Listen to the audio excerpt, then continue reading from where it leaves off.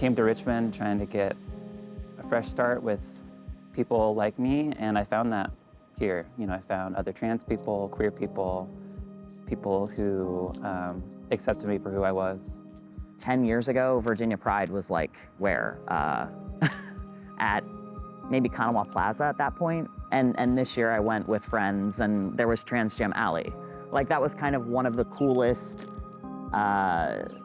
visible markers of the success and the growth of kind of carving out like small business, local community, radical queer kids. You can really like be a leather worker or a hairstylist or any kind of niche hobbyist, but make that your career. I find that really interesting here. Businesses, I've seen agencies be willing to step out and say like, no, we welcome community. We hire people from community. We want to be affirming and we want to serve folks. I'm so thankful for small orgs who take on mighty missions like the Virginia Anti-Violence Project. Stir Crazy Cafe is, they do so much good and have done such impactful things for events and fundraisers, and they don't talk about it.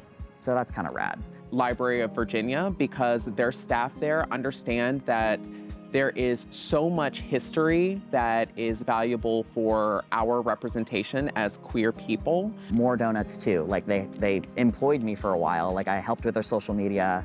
They helped me fundraise for my own gender affirming surgery. Again, they didn't talk about it. Rose Me as a Youth, which is now Side by Side, fantastic organization, has gone through a lot of changes, but also a lot of growth, including carving out services specifically for trans and non-binary youth.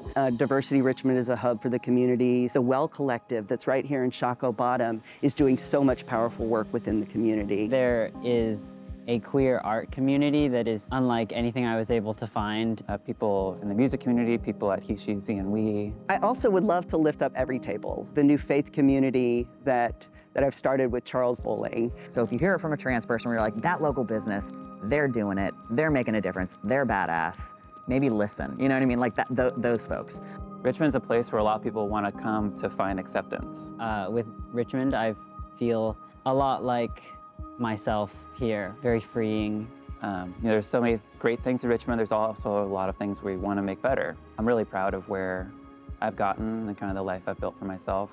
I struggled a lot when I was younger, but feel like I'm happy now. And I think a lot of that is because of the community that I found here. And I just want to be a part of that and give those opportunities for other people as well.